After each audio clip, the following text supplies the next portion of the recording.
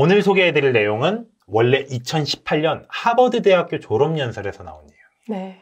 이 졸업연설이 또 기가 막힌 게 골캐스트라고 그 해외에서 유명한 자기계발 그 영상 채널이 있어요. 네. 거기서 되게 이렇게 멋있게 편집을 했는데 그 편집 영상이 무려 3천만 조회수를 기록했대요. 3천만. 와, 3천만. 이게 아무래도 미국은 인구가 많으니까, 그리고 영어를 사용하는 다른 사람들도 있으니까 네. 그렇게 된 것 같은데, 그렇게 너무 엄청난 숫자잖아요. 네. 바이럴이 된 거죠. 그렇죠. 이게 저는 그만큼 이 연설 내용에 공감하는 사람들이 네. 지금 현실에 굉장히 많은 것 같아요. 네. 그래서 이 연설에 영감을 얻은 출판사에서 네. 연설 내용을 주제로 책을 출간하자고 제안하기에 이릅니다. 그렇게 해서 나온 책이 바로 이 책, 피트 데이비스의 전념이에요. 네. 네. 제가 어떤 느낌의 책인지 한번 가볍게 읽어봐 드릴게요. 책 초반에 18페이지에서 19페이지인데 아마도 이런 경험이 있을 것이다. 늦은 밤 볼거리를 찾아 넷플릭스를 뒤적이기 시작한다. 스크롤을 올렸다 내렸다 하면서 제목도 훑어보고 예고편도 몇 개 보고 후기까지 찾아서 읽어보지만 영화 한 편을 딱 골라서 진득하게 보기가 쉽지 않다. 순식간에 30분이 흘렀으나 아직도 탐색 모드에서 벗어나지 못한 채 하염없이 스크롤만 내리다가 결국 TV를 끈다. 이제 와서 뭔가를 보기엔 너무 피곤했기에 더 늦기 전에 이만 잠자리에 든다. 여러 선택지를 열어두는 것. 네. 나는 이것이 지금 세대를 정의하는 특징이라고 생각한다. 그러니까 현대인들이 그 가슴 어딘가에서 이렇게 뭔지는 잘 모르겠는데 내 인생에 그 불편하고 뭔가 했던 그 감정을 네. 콕 집어서 이렇게 얘기를 해주는 거예요. 진짜 제 모습이에요. 밤마다. 이 책에는 정말 대단한 분들이 추천사를 남겨주셨는데요. 네. 저는 그 중에서 가장 인상적이었던 게 이거였어요. 이것은 그 어느 때보다도 지금 우리에게 필요한 책이다. 첫 발을 떼지 않으면 제대로 전진할 수 없고 제대로 전진하기 위해서는 전념이 필요하다. 피트 데이비스는 제대로 된 인생을 산다는 것이 우리 각자의 선택에 달린 문제라는 것을 알고 있다. 세스 고딘. This is marketing 수준. 네. 진짜 멋있지 않습니까? 제대로 된 인생을 산다는 것이 우리 각자의 선택에 달린 문제다. 그래서 이 책은 우리가 제대로 된 인생을 산다는 것이 무엇인지, 그리고 그때 전념이 왜 필요한지 알려주는 책이다. 이렇게 말씀을 드릴 수가 있어요. 네. 이 책에서 아까 전에 요즘 시대, 선택의 다양성이 열려있는 시대, 요거를 가리키는 아주 멋있는 단어가 등장을 하거든요. 이게 뭐냐면 액체 근대라는 표현입니다. 액체요? 네, 액체. 이게 철학자 지그문트 바우만이라는 분이 만든 말인데요. 네. 현대인은 한 가지 정체성, 장소, 공동체에 자기를 스스로 묶어두기를 원치 않는데요. 그러니까 어떤 정체성에 나를 묶어두는 거, 네. 아니면 어떤 장소에 매여 있는 거, 어떤 공동체에 속해 있는 거, 이런 걸 별로 원치 않는데요. 그래서 마치 액체처럼 어떠한 형태에도 맞춰서 적응할 수 있는 유동적인 상태에 머문다. 네. 액체는 예를 들어서 삼각형 컵에 담으면 삼각형이 되고, 네모난 컵에 담으면 네모가 되고, 동그란 컵에 담으면 또 동그랗게 되잖아요. 네. 그런 것처럼 어떠한 형태에도 본인을 맞출 수 있게 액체 상태로 현대인은 머물고 싶어 한다는 거예요. 메타몽 생각나요. 예, 메타몽. 연식이 이렇게 또. 아무튼, 네. 그래서 현대인은 액체 근대라고 한다. 이렇게 표현을 했는데, 또 표현 멋있지 않습니까? 네. 예. 저자는 요거를 이렇게 또 비유를 해요. 수많은 방이 딸린 기다란 복도. 그 복도에 수많은 방이 딸린 복도라고 했잖아요. 네. 그 방들이 우리가 할 수 있는 선택들인 거예요. 네. 이게 성인이 돼서 이제 집을 떠나면은 우리가 그 복도에 들어섭니다. 그러면은 이 방에도 들어갈 수 있고 이 방에도 들어갈 수 있고 이 방은 나한테 맞는 건가? 저 방이 더 좋아 보이는 하면서 여러 방을 탐색하면서 나에게 맞는 방을 찾아야죠. 그게 우리가 인생을 탐색하는 과정이잖아요. 네. 뭐 젊었을 때 해야 될 일이고. 그런데 이제 방이 워낙에 많다는 거예요, 오늘날에. 그래서 이게 어떨 때는 되게 좀 마음이 편해지기도 하는 게, 왜냐면 잘못된 방에 들어섰더라도 네. 언제든지 나올 수 있고, 나오기만 하면 새롭게 내가 탐색할 방들이 또 무한히 많이 기다리고 있는, 기회가 많이 기다리고 있으니까. 네. 이게 어떻게 보면은 좋은 거라고 생각을 하게 되잖아요. 그렇죠. 그런데 이제 열린 문이 너무 많아서 생기는 단점이 드러나기 시작했어요. 예를 들어서 한 방에 딱 들어갔는데 누가 문을 밖에서 확 잠가버렸어. 난 평생 그 방에서만 살아야 돼. 이런 건 모두가 원치 않잖아요. 네. 네, 그쵸? 그렇게, 사실 근데 이게 옛날 사람들의 삶이었어요. 중세시대, 하고 더 뭐 중세 고대 시대에는 사람들이, 있잖아요. 이렇게 타고난 신분을 어쩔 수가 없었으니까. 그때는 한번 태어나면 어떤 내가 원치 않아도 어떤 방에 들어가고 그게 잠겨지면 나올 수가 없었는데. 네. 사실 그런 삶을 원하는 사람은 지금 현대인 중에 아무도 없죠. 근데 거꾸로 이렇게 한번 물어볼게요. 그러면 반대로 어떤 방에 들어갈지도 정하지 못한데 평생 기웃거리기만 사는 걸 바라는 사람이 있을까요? 요 방은 어떤가? 요 방은 어떤가? 요 방은 어떤가? 한 20, 30대까지 그러는 건 괜찮은 것 같은데 요 방은 어떤가 하는데 신유선 75세 이래버리면 75세까지 계속 나한테 받는 방이 뭔지 이렇게 찾는 거야. 그건 좀 아닌 것 같지 않나요? 그거? 그때는 자리를 잡고 싶네요. 그쵸. 그때는 자리를 잡고 자리를 잡은 걸 넘어서 뭔가 이렇게 확실한 견고한 그런 게 있는 게 훨씬 나아 보이잖아요. 네. 그 지점을 이제 이 작가가 지적을 하는 거예요. 이게 그러면서 사실 우리가 열광하고 이렇게 환호하는 존재들은 네. 여러 방을 탐색한 사람이 아니라고 이야기해요. 한 가지 방에 헌신하고 몰입한 사람. 그 방에서 꾸준하게 머물 줄 아는 사람한테 오히려 우리는 열광한다고. 네. 그렇게 얘기를 한대요. 이게 예를 들면은 김연아 같은 선수. 멋있죠. 네. 그쵸, 멋있죠. 모두가 열광하잖아요. 이게 전 김연아 선수 인터뷰를 여러 개가 기억나는 게 있는데 제일 저한테 충격을 줬던 게 이거였어요. 질문을 기자가 했는데 스트레칭 할 때 무슨 생각하세요? 이렇게 물어봤어요. 근데 김연아 선수가 뭐라 그랬는지 아세요? 무슨 생각을 해요? 그냥 하는 거지. 그러니까 그 스트레칭 하는 순간 김연아 선수는 스트레칭밖에 생각을 안 하는 거예요. 네. 네. 뭐 점프할 때 무슨 생각하세요? 점프할 때 무슨 생각을 해요? 점프하는 거지. 뭐 어떻게 하면 착지할 때 잘 할까? 뭐 이런 거? 그러니까 그런 걸 봤을 때 진짜 김연아 선수는 피겨 스케이팅 말고는 아무것도 생각을 안 할 정도로. 네. 전 그래서 김연아 선수가 처음에 이제 금메달 따고 처음에 은퇴를 한번 했었잖아요. 네. 그 심정이 진짜 이해가 갔어요. 얼마나 힘들었을까 그동안. 왜 서장훈 선수도 은퇴하고 나서 그 얘기 하잖아요. 뭐 즐기면서 하는 거. 나는 진짜 치열하게 책임감을 다해야 하면서 했다. 전 김연아 선수도 비슷했던 거라고 생각을 해요. 그러니까 그만큼 힘들었고 힘들었고 본인이 원하는 목표를 올림픽 금메달을 이뤄냈잖아요. 그러니까 더 이상 이뤄낼 것도 없고. 네. 그러니까 난 할 만큼 했다 하는 그런 어떤 성취감? 그것 때문에 은퇴를 했지만 또 이제 또 국가가 김연아 선수를 원했기에 다시 이제 돌아서 은메달까지 따고. 근데 그렇게 은퇴하기 직전까지 진짜 김연아 선수처럼 진짜 피겨 하나에만 전념한 그런 모습을 볼 때 사람들이 우리 얼마나 열광합니까? 네. 예. 또 그런 사람이 뭐 예를 들면은 과거에 박지성 선수도 있고 요즘 손흥민 선수가 축구 선수 할 때까지는 결혼 안 할 거라고 축구에만 전념할 거라고. 이 정도면 무섭지 않습니까? 너무 무서운 것 같아요. 그리고 그렇게 했을 때 구단주들이 얼마나 좋아했을까. 아무튼 이렇게 우리는 자기 분야에 전념하고 몰입하는 사람들한테 감탄하고 열광을 합니다.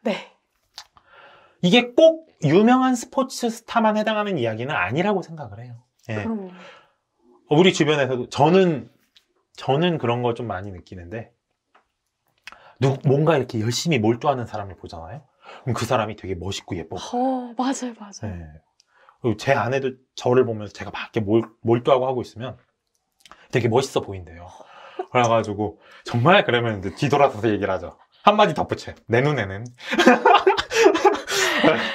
여러분 그러니까 뭐 나름의 콩깍지니까 너무 분노하지 마시고 어쨌든 저희가 그렇게 몰입을 하는 걸 보면 또 멋있어 보인다고 하더라고요. 맞아요. 많은 사람들이 자기 일 열심히 하는 사람을 이상형으로 꼽기도 하고 매력을 느끼죠. 그래서 그런 걸 보면은 꼭 유명한 스포츠 스타뿐만이 아니라 우리가 그렇게 몰입하고 전념하는 사람들을 우리도 좋아하는 것 같아요.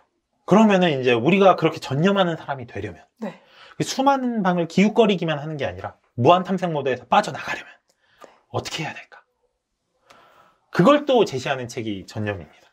책에서는 그 방법으로 자발적 전념하기를 제안을 해요. 왜 자발적 전념하기냐? 아까 말씀드렸다시피 과거에는 전념이 강제적 전념하기였어요. 한번 노비로 태어나면 노비에 전념해야 했고요. 한번 귀족으로 태어나면 귀족의 삶에 전념해야 했고 그런 게 있었잖아요. 하지만 이제 우리에겐 선택의 자유가 있죠. 네, 네. 그래서 우리는 자발적으로 전념을 할 수가 있어요. 그래서 특정한 신념과 기술, 뭐 장소와 공동체, 직업과 사람들에게 전념하기로 우리가 선택을 할 수가 있어요. 그러니까 예를 들면은 저도 약간 그 비슷한데 여기서 아까 뭐 신념과 기술, 장소와 공동체, 직업과 사람 이렇게 얘기를 했잖아요. 저는 체인지 그라운드에서 글을 쓰고 책을 사람들에게 소개하는 직업에 전념을 하기로 결심을 한 거예요. 그래서 정말 고민을 많이 하고 이 영상을 만들고 글을 쓰고 하고 있거든요. 네. 왜냐면은 이렇게 해서 좋은 책을 한 사람이라도 더 소개시켜드리고 싶어서. 그래서 한 분이라도 더 책 읽는 습관을 만들었으면 좋겠다고 생각을 해서. 이런 식으로 이 일에 저는 전념을 하고 있거든요. 네. 이건 제가 자발적으로 선택을 한 거잖아요. 네. 여러분들도 어쩌면은 이게 꼭 먼 얘기가 아니라 이미 그거를 자연스럽게 하고 계시는 분들이 전 많을 거라고 생각을 해요. 유선 PD님은 어떤 일에 전념하고 계세요? 저는 좋은 컨텐츠를 선보이는 거, 그러니까 좋은 컨텐츠를 기획하고 편집하고 그거를 송출하는 거에 되게 전념하고 있습니다. 이렇게 말하면 못 믿겠죠. 근데 제가 진짜 이 말을 저는 믿어요. 왜냐면 옆에서 봤을 때 좋은 컨텐츠를 기획하고 이렇게 편집하고 제작하려고 하는 그 열정이 어디서 보이냐면 저랑 이렇게 가끔 이렇게 뭐 개인적인 이야기를 나누거나 사담 뭐 이렇게 항상 일 얘기만 하진 않잖아요. 네. 사담을 하거나 그럴 수도 있는데 그럴 때도 이 영상 봤는데 너무 재밌더라고요. 이 영상 봤는데 우리가 이런 거 배울 수 있을 것 같아요. 이런 얘기들을 늘상 되게 일상적인 대화로 해주세요. 그거 보면서 유선 PD님은 진짜 콘텐츠에 미쳐 있구나. 네, 이거를 진짜 느끼고 있거든요. 네. 그래서 그러니까 콘텐츠에 전념하고 계시다는 거. 이런 분들이 저는 우리 주변에 많다고 생각을 해요. 네. 그렇게 살아가는 게 무한 탐색 모드에서 벗어나서 내가 전념할 방을 선택하는 것이다 라고 이제 책에서 이야기를 하고 있는 거죠. 그래서 이렇게 전념을 하면 우리가 무엇을 얻을 수 있을까요? 뿌듯함, 성취감? 그쵸. 뿌듯함하고 그런데 대신 그건 전념해서 무언가 성과를 이뤄냈을 때 그러면 딱 그냥 전념하기만 시작했을 때 뭘 얻을 수 있느냐? 이렇게 말씀을 드리고 싶어요. 전념하기는 나와 세상을 바꾸는 첫걸음이에요. 전념하기로 마음을 먹는 데부터 시작을 한다고 할 수 있습니다. 왜 이런 생각을 갖는 게 중요하냐면요. 변화에는 꾸준함이 필요합니다. 변화는 빠르게 일어나지 않아요. 특히 뭐 큰 일일수록 더욱더 그래요. 천천히 일어나고 그래서 꾸준함이 필요하거든요. 그러니까 전념의 저자도 이렇게 얘기를 해요. 변화는 느리게 서서히 일어난다. 의미 있는 일에는 시간이 걸리게 마련이다. 네. 그래서 꾸준함이 필요한데 그럼 그 꾸준하게 할 수 있는 원동력은 어디에서 오느냐?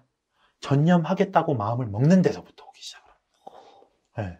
내가 이 일을 해내고 말겠다. 난 이 일에 내 인생을 갈아 넣겠다. 이런 마음을 먹는 것에서부터 꾸준함이 이제 시작이 되는 거죠. 그래서 이런 전념하기를 이뤄낸 예시로 네. 책에 이제 마틴 루서 킹 목사님 얘기가 나오거든요. 아시죠? 네. 네. 왜 I have a dream 이 명연설로 유명하잖아요. 네. 이렇게 미국에서 흑인 인권을 위해 헌신한 운동가이신데 사실 많은 사람들은 이 킹 목사를 기억할 때 되게 극적인 순간을 떠올립니다. 아까 말씀드린 I have a dream 네. 연설이라든지 아니면 그의 최후 비극적인 암살당하셨어요. 네. 이런 사건들을 주로 기억하는데 이 책의 저자는 이렇게 얘기를 해요. 그런 극적인 사건 이전에 네. 마틴 루서 킹 목사가 어떤 일을 해야 하는지를 우린 봐야 한다. 사람들은 잘 기억하지 못하지만 엄청나게 긴 시간과 노고를 견뎌왔다는 거예요. 그러니까 예를 들면은 킹 목사가 이제 흑인 인권 운동을 해야 되잖아요. 그러면 그냥 뭐 어디 가서 시위 바로 하면은 1인 시위 뭐 그거밖에 안 되잖아요. 근데 엄청나게 많은 인파를 모으고 엄청나게 많은 지지를 얻고 그걸 해냈단 말이에요. 네. 어떻게 그럴 수 있었냐면요. 일단은 공동체를 모아야 돼요. 네. 공동체를 모으려면 그 사람들한테 어떤 강연도 해야 되죠. 그 다음에 그 모인 사람들끼리 회의도 해야 되죠. 이렇게 회의를 해서 모인 공동체를 가지고 지역 단체에 합류해요. 그럼 지역단체 한 일부분으로 통합이 된 거잖아요. 그럼 그 지역단체 안에서 또 회의를 하고 또 의견을 모으고 그렇게 해요. 그럼 그렇게 해서 의견을 모아서 우리가 공공집회를 엽시다 라고 하면 그 공공집회를 같이 열게 될 다른 지역단체 사람들하고 또 회의를 하고 또 여론을 모으고 그렇게 돼요. 그럼 거기에만 끝날까요? 그게 아니라 이제 어느 정도 규모가 커졌겠죠? 공동체가? 그러면은 여기서 더 탄력을 받으려면 또 다른 거대한 단체들과도 연합을 해야 됩니다. 네. 예를 들어서 킴 목사의 공동체는 흑인 인권 운동 단체잖아요. 그 단체가 이제 노조 단체와도 협약을 하고, 네.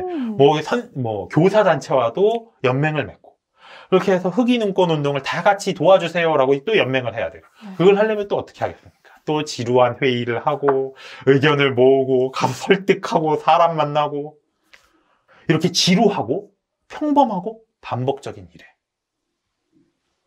마틴 루터 킹 목사는 거의 대부분의 시간을 썼어요. 네. 그러니까 우리는 그가 I have a dream 연설을 말할 때, 그 뭐 암살당할 때 이런 어떤 순간을 기억하지만 그 뒤에 그렇게 극적인 순간, 엄청난 위험이잖아요. 특히 I have a dream 연설은 역사의 길이 남을 네. 엄청난 성과잖아요.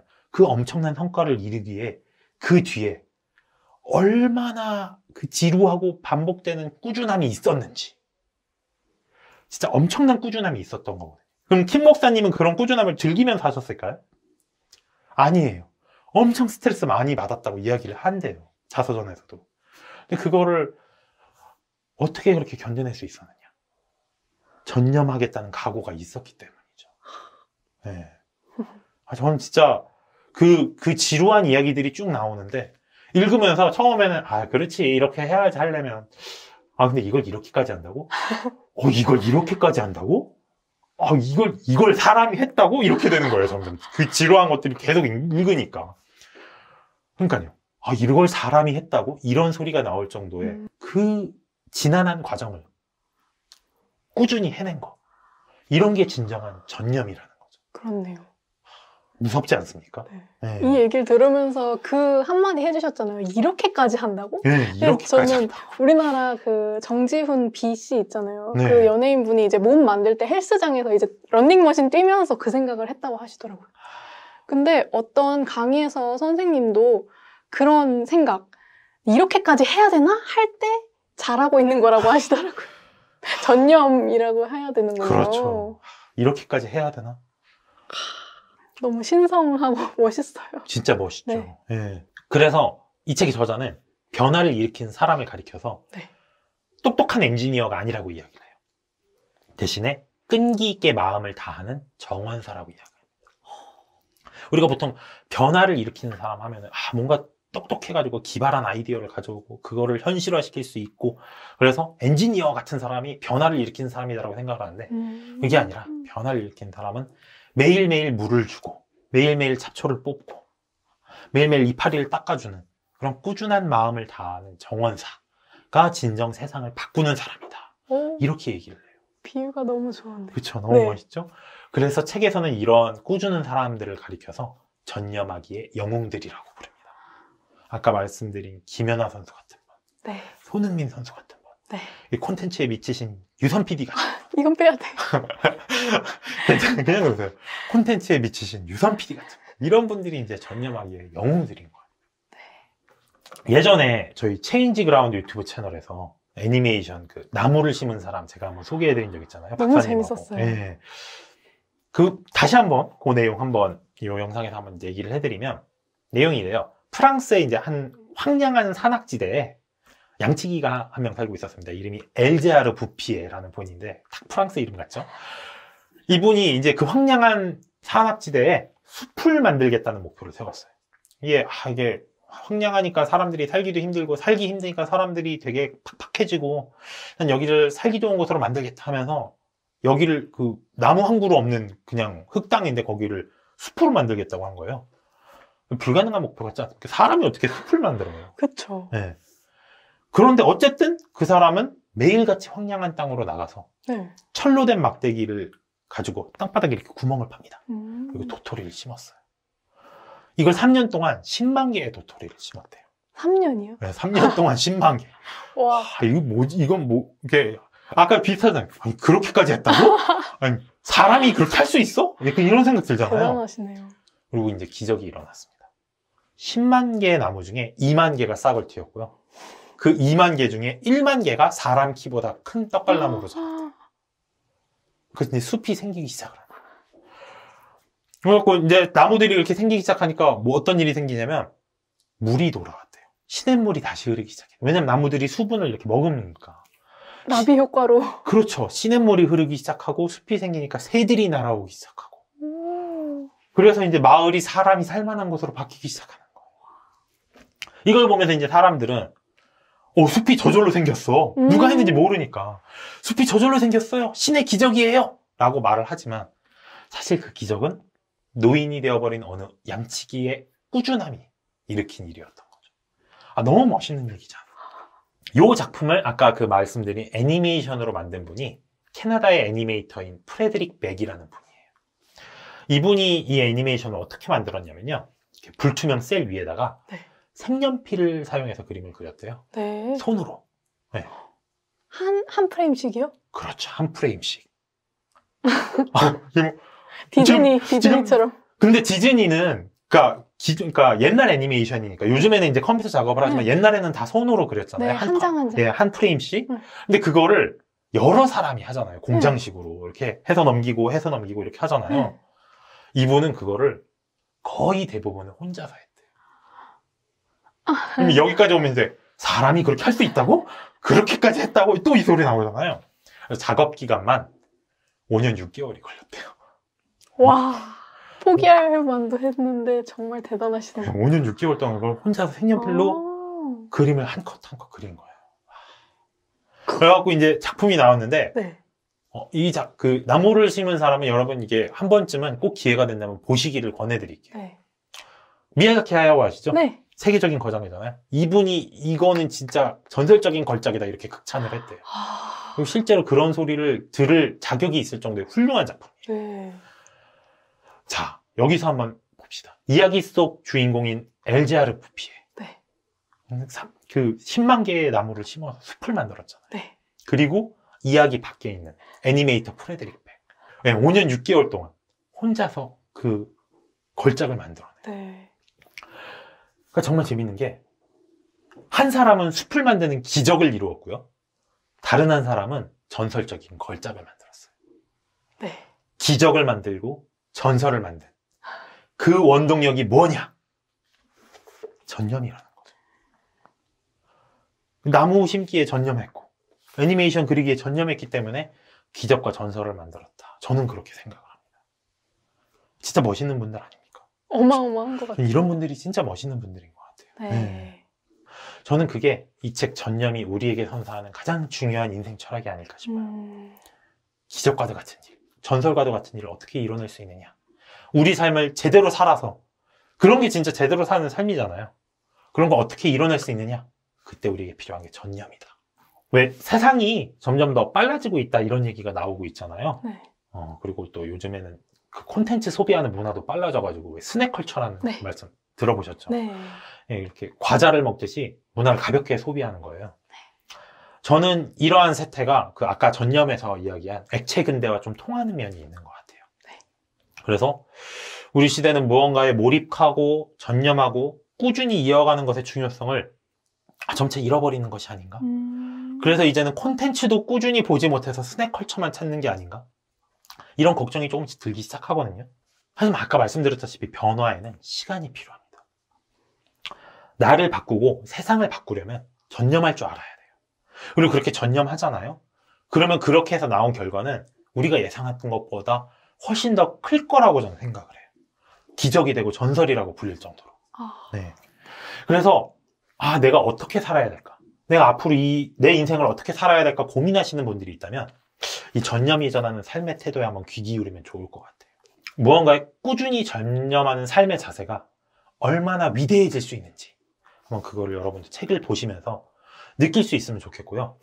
그리고 그런 맥락에서 그런 스낵 콘텐츠가 아니라 독서처럼 진득하고 꾸준한 활동에도 여러분들이 좀 관심을 많이 가져주셨으면 좋겠어요. 그래서 저희가 이렇게 항상 책 소개를 하고 독서의 중요성을 말씀을 드리는 거거든요. 네. 그렇게 진득하게 책 한 권을 독서하시면요. 스낵컬처에서는 얻을 수 없었던 그런 제대로 사는 삶의 지혜를 배우실 수 있을 거라고 그렇게 말씀을 드리고 싶습니다.